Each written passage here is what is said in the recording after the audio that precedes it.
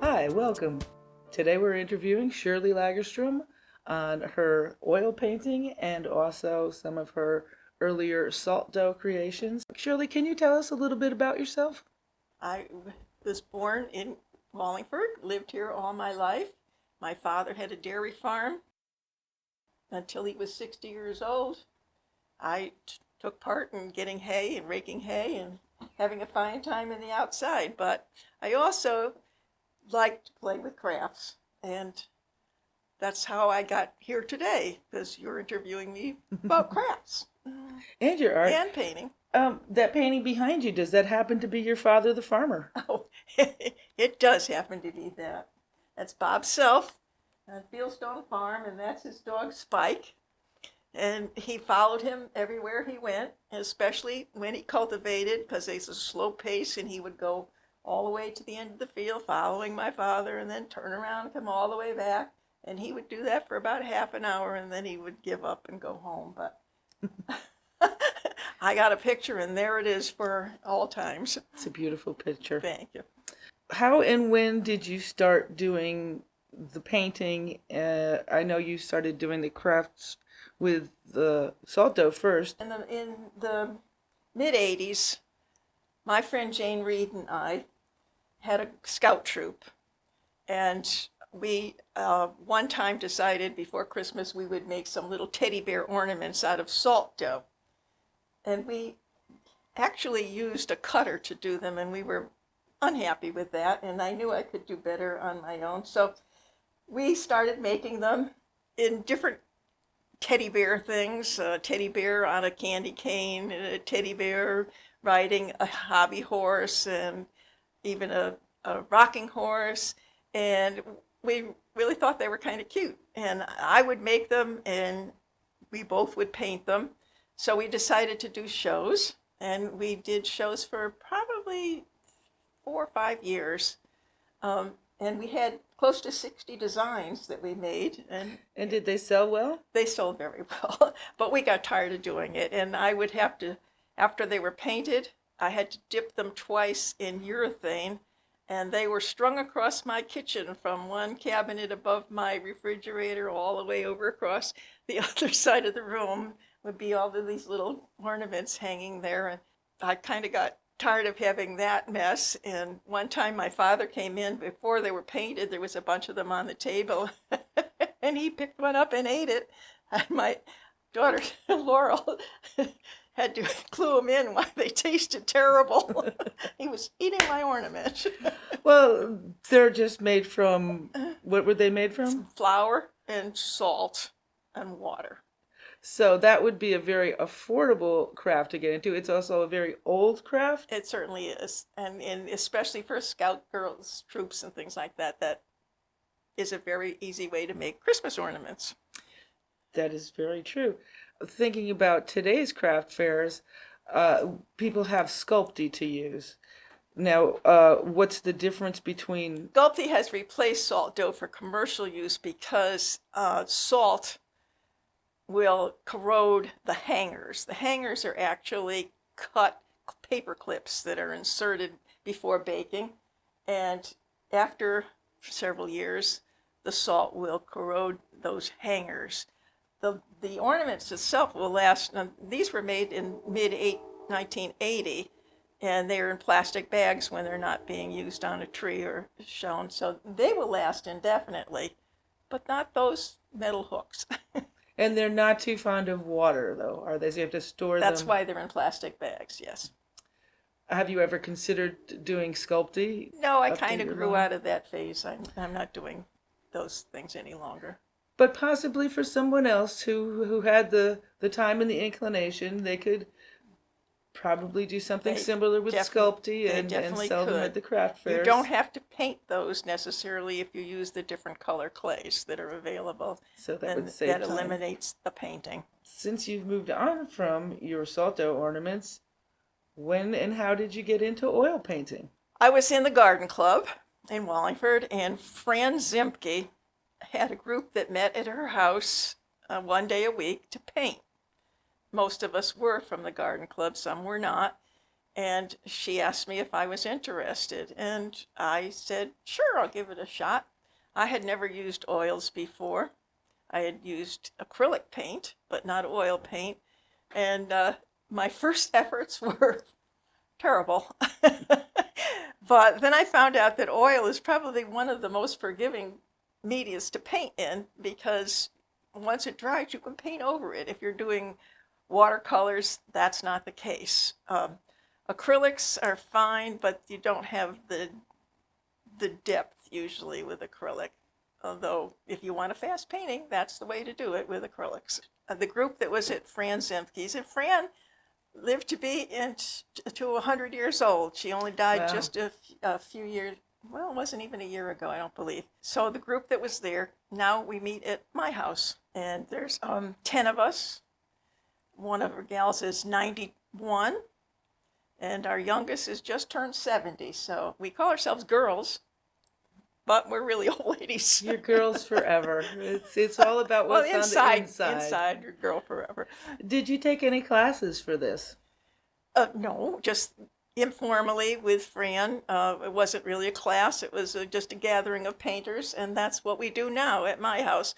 We each offer opinions on what's going on and how something could be improved or left out or added, but there's no instruction, just a group of us painting together. What's the hardest part of oil painting? The mess. That's one of the reasons why they like to come to my house, is because I have what was a sunroom, which I can close off, and we keep all of the stuff out there. There's turpentine and all the different tubes of paint and the brushes and the easels all set up, and we just leave them there and close the door and Because go. you should always ventilate when you use the solvents to clean up from the oil painting. It pays off to do that, but in the winter we are closed off. So we all have survived, and like you said, Fran painted all her life, and she lived to be 100, so we're not really worried. What's the most enjoyable thing about it for you? I guess I like to see how it comes out. You get started with one, and you're not sure what's going to happen, and just sometimes surprise yourself. And there are a few that are hiding in my closet that I didn't care for, but when I'm working on one, I like to go out and check, oh yeah, and I might not do anything, but I'm looking at it and seeing how it's progressing. And I also like to see how the other gals are doing with theirs too. And it's just fun. We listen to Hawaiian music while we paint. We found out we can't paint without it. And after we finish painting, we have cookies and tea and solve all the problems the world is facing. Well, that's good. How long does it take you to create a piece? I like to paint fast. I get bored if I work too long. We paint from 1 to 3 at my house on Monday. I don't usually take more than 2 sessions to finish a painting. A few of them I've taken a session or 2 more, but usually it's 2 sessions, so that would be about the maximum I can put up with it. Do you do custom orders? I have done a few. My daughter has an office out in Indiana where she works and lives, and my paintings are all throughout that office building. People out there will send me a picture that they've gotten off of Facebook or somewhere else and ask me to do it, and I've done it. But you're not seeking commissions at No. this point. Is there a special meaning in any of your pieces? Well, not really. I can't think of any special meaning. If I find a photo, if I in my collection, or if I see something in the magazine that I like, in order for me to like it, it has to be pretty artistic in its presentation that I see, and then I paint it. Most of the time, I change some part of it. I don't try to duplicate it exactly. I put my own interpretation in. That's why I say I'm a painter, I'm not an artist, because I don't come up with concepts out of nothing. I think a lot of people would disagree with that. I think a lot of people would think that you are indeed an artist. Well, I'm a painter. Well, that's your opinion. Have you ever been in any competitions or won any awards for your art? Well, the only place I've ever shown it is at the senior center, where they once a year have an art show. It's not a competition, it's just a show. And I also have put some in the Durham Fair. Probably 4 years now I've entered paintings and gotten some first places and some second places. So you're an award-winning artist. Well, one of the girls that paints with me, and she was a local gal, she's Peggy O'Neill, went to school with me, and she's Peggy Robinson now, and she's won specials twice. Now, she paints with me, but she takes probably 8 to 10 sessions to finish a painting. She did one of the New York looking at where the Twin Towers were and along that, and she did all of those buildings, and I think she was ready for an asylum by the time she finished it, but she won a special on it, so it was worth the effort. How has your work evolved over the years? If you saw those first paintings I did, you would see how it evolved.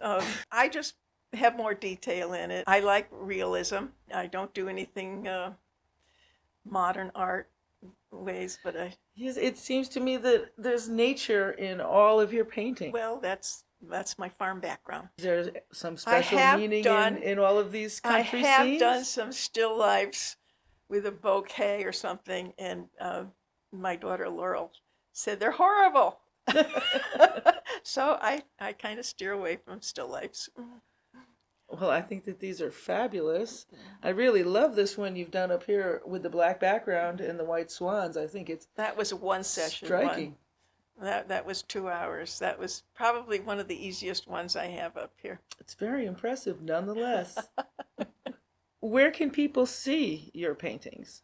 Well, I have some that are hung in the town hall, in the tax office.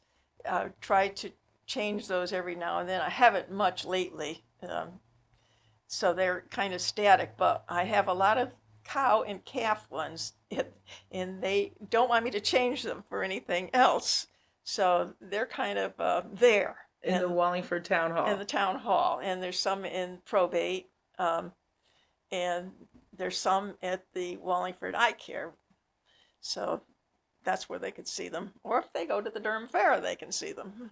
I was hoping to get some of your floral art, but the season for that has passed. Well, it just passed, and now it's all warm weather, and I'm very resentful that we had the frost, but we did, because I put together bouquets and sell them in front of my house at a little table that I put in front of the house. And I wasn't going to do it. I didn't do it last year.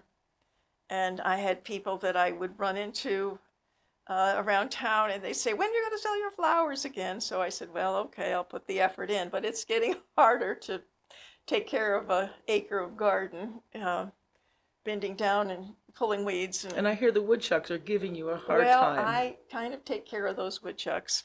What advice would you give to folks who are just starting out crafting or doing art and maybe trying to make a side hustle out of it?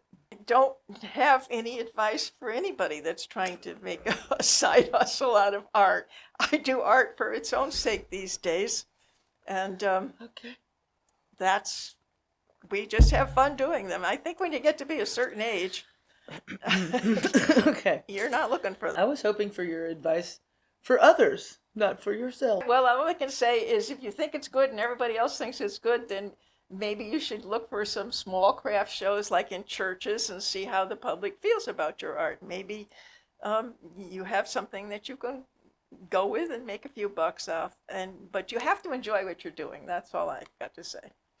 Speaking of enjoyment, how has your life been impacted by your art?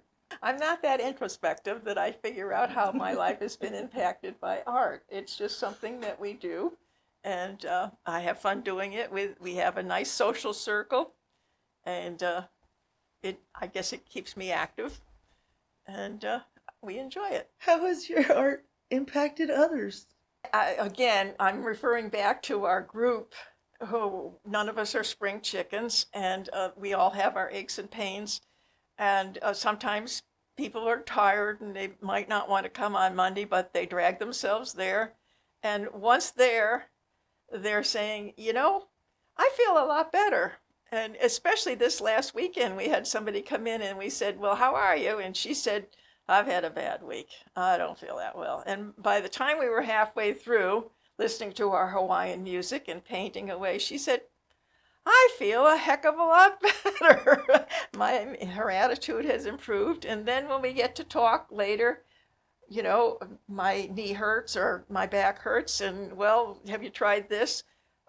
We do support each other, and the art is the reason we get together. We probably wouldn't otherwise. So I have to say that it does affect my outlook. Do you have cookies? We have cookies at the end. Sometimes the gals bring them, sometimes I provide them, but we all have our cookies while we discuss things. That sounds like a fun time. It is. And if I had more room than the 10, my porch is full right now, I would have other people come too, because I've had others ask if they could join us, but we don't have room right now.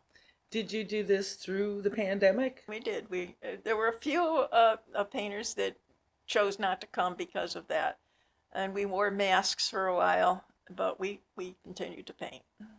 So I bet that was a really nice way for some of these elderly friends to get some kind of socialization during a time when there was very little of it. And we all had our shots and our boosters, so we felt safe. Do you talk about current events when you paint? We do talk about current events. Or is it in the tea and the cookies part that you do the discussing? That's the only time we discuss. When we're painting, usually very, very quiet, because we're into it. You go into what you're doing and you don't jabber around. You just go get paint and paint. The results of your dabbling around are exquisite. Do you, when you go places, take pictures specifically in mind to paint? I do take pictures to paint, and when I get magazines, I look through, see if something appeals to me. Behind you is Billy Beaumont's truck that he had all decorated with mums and things, and I got a card in the mail. I forgot why,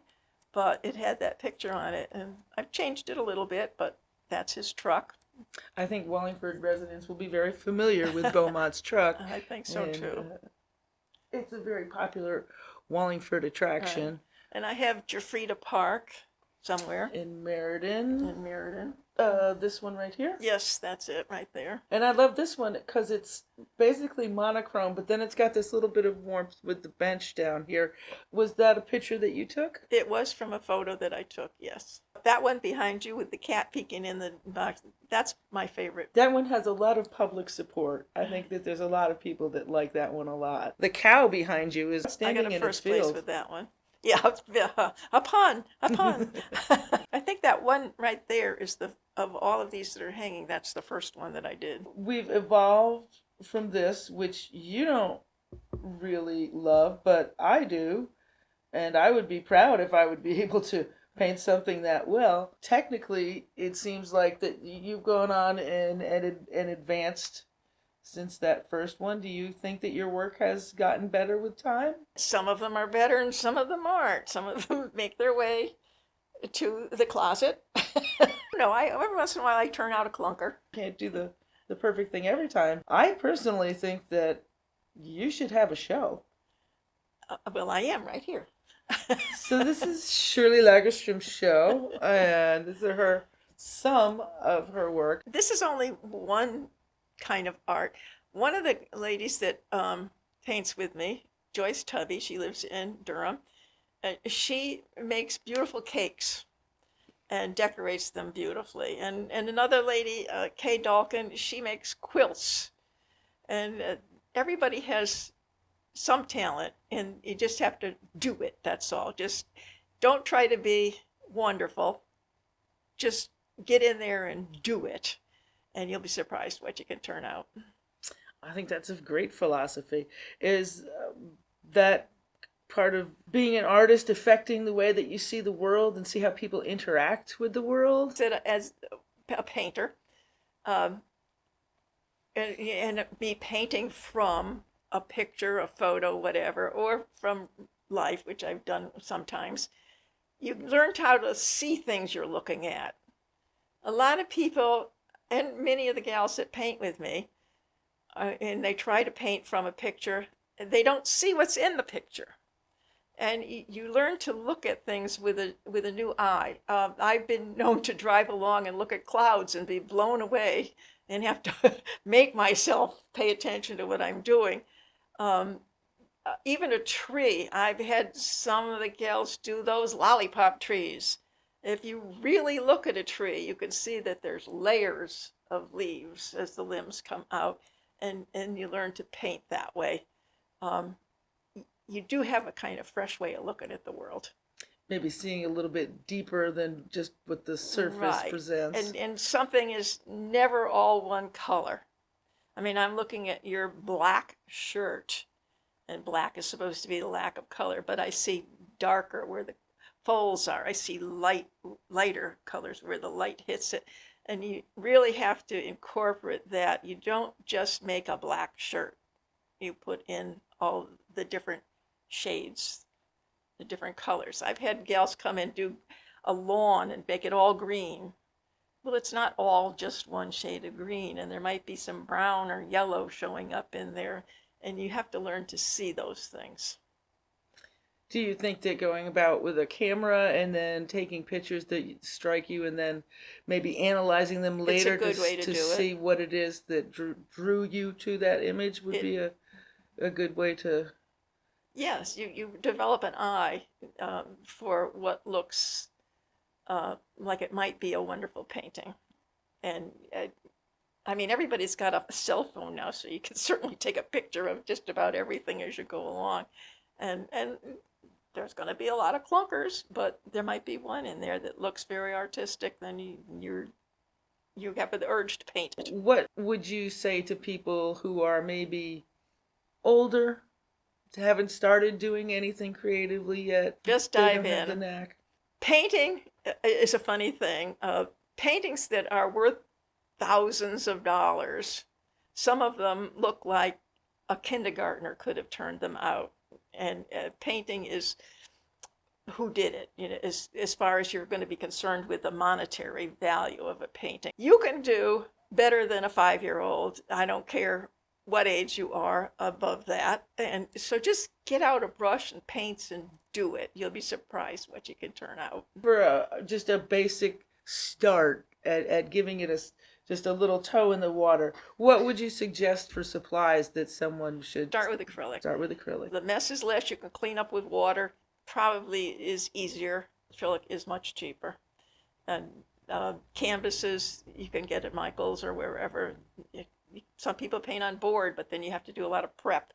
So I would say get yourself a canvas and go for it. What kind of brushes would you recommend just for starting out? I like a fine brush with a nice small point on it. I like the chisels, and once in a while you need a round brush. So I would say a flare brush, maybe 5 or 6 brushes.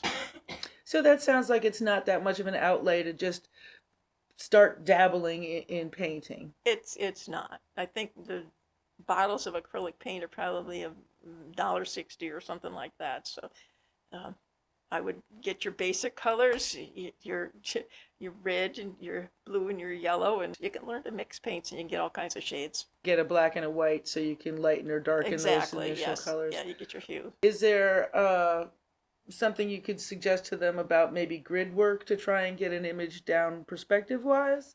Some of the gals that I paint with do a grid, and you take a photo or a picture that you're doing and you mark it off in 1-inch squares or half-inch squares or whatever you're doing, and then you take your larger one and you put the grid on that, and then you just enlarge the grid on your painting on your canvas, and whatever's in your little grid you put in your big grid.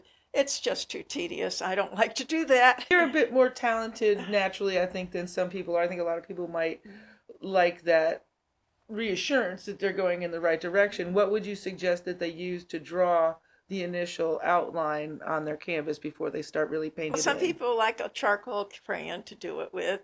I like to just take a burnt sienna or some color, a light color, and paint it on with a very fine brush. I usually just paint my outline on. If I don't like what I put it, I take the turpentine and I rub it out and I do it again. So I use a paintbrush to put on my initial outline. Can you tell us anything about maybe what kind of colors you would suggest for different scenes? Would you suggest like pastels for something and more vivid colors for, say, a landscape kind of thing? Well, you seem to like that one over there with the winter scene there with the black and white. And one of my gals, Carol Ryan, did a beautiful painting in black and gray and white. It was a mill with a waterfall coming down.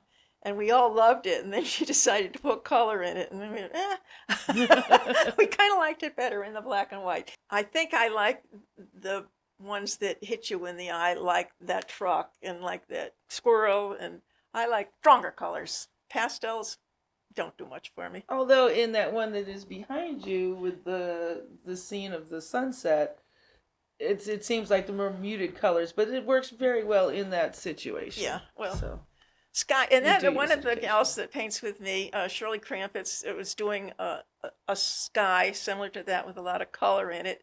And when I looked at it, she had, a blob of color here and a blob of color there and a blob of color there. And I said, soften it, soften it. So I had her take a little bit of solvent on a cloth and go around and soften it.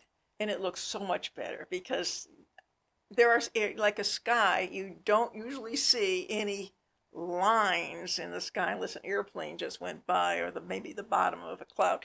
Softening it is pretty important for the sky area. And I like to tell everybody to put your background in first, paint what's farthest away first, and then bring it up to the foreground.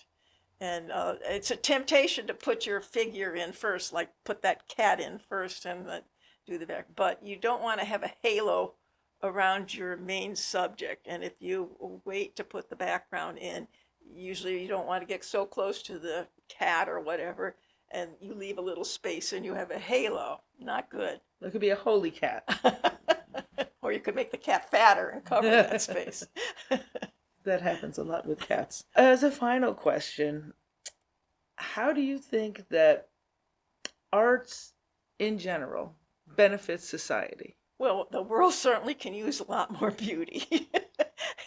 And I do think that it helps people's attitude, like I told you. The people coming in may have had a bad day, but once they start putting something on the canvas and listening to the music, things get better. I think art helps your spirit. Thank you so very much for this wonderful interview. To say I'm biased because Shirley Lagerstrom is my mother. And that's my favorite painting over there.